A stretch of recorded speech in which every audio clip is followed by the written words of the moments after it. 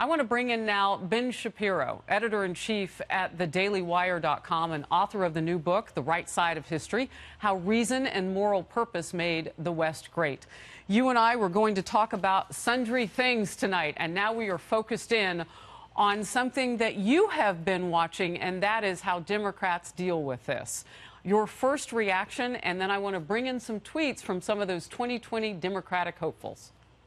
Well, it's astonishing to watch as the Democrats turn their lonely eyes from Robert Mueller, who was supposed to be the deus ex machina who stopped President Trump, to the Southern District of New York. They're doing that in real time. They're claiming that maybe, just maybe, once the entire report is released, then it will tell us something different from the fact that there are no indictments, as we now know. And it will be amazing to watch them shift the goalposts. I'm seeing the media already suggesting that the big story is that President Trump is going to pounce. Whenever Republicans are exonerated of something, then it becomes a story about Republicans pouncing. It's never about media malfeasance for 2 years, suggesting beyond the evidence at hand that President Trump was responsible for deep, dark collusion with Russia that ended with Hillary Clinton losing the election.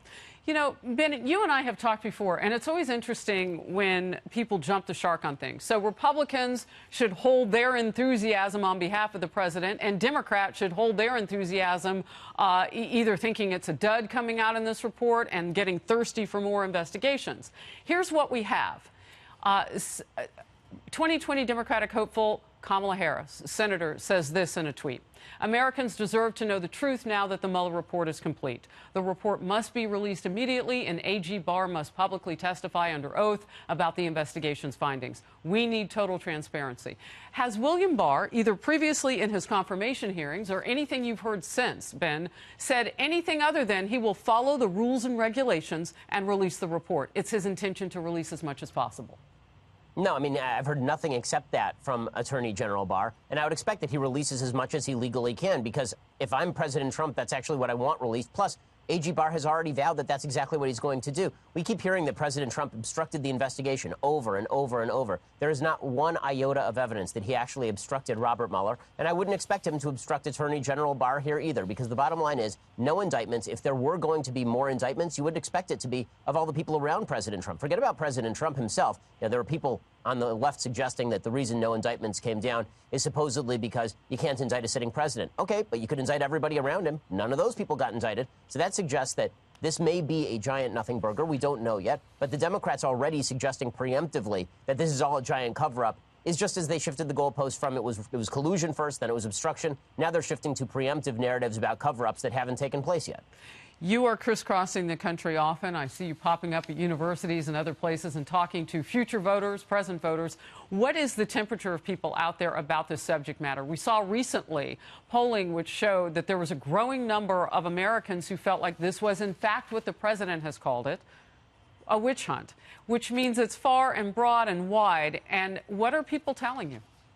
I mean, what I keep hearing over and over is that people were ready to hear the facts, but in the end, they don't feel like there was going to be much that comes down. And if it turns out that not much came down, after Democrats overpromised for years on end that there would be hard evidence that President Trump skewed the election with the help of Vladimir Putin, that's going to blow back on them. I mean, you promise your base that you're going to get President Trump out of office and have him frog marched like the Krasenstein brothers, and things are going to go wrong for you when that turns out not to be true.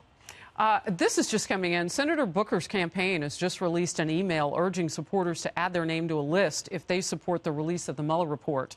If you sign, it leads to a page to donate to the campaign. This is coming from my executive producer, normally on Outnumbered Overtime. So fundraising off of this. Again, I mean, the idea of jumping the shark is what gets you in trouble with the American people, because, as you said, they just want the facts.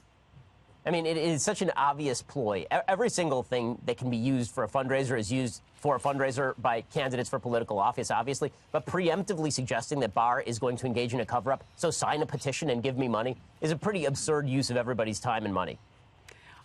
Ben, you know, in terms of this new book that you've come out with and talking with young people, and we saw the president sign an executive order this week on free speech, the idea that people listen and talk to each other from every political avenue. What's going on right now should be a bipartisan effort to find out how much, if in fact, because we already know they did, how much the Russians meddled in our presidential election. I want to give you last word on where you think we are right now.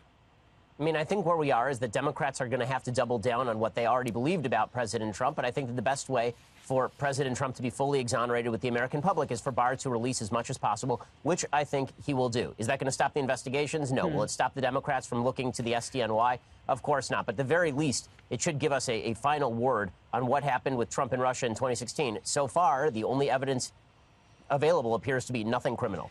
Yeah, everybody's saying the same thing. They want to see it all. And now we've got Senator Booker. Of course, he's a 2020 Democratic presidential hopeful, trying to raise some donation money off of it. But we all want the same thing, and that's just the facts.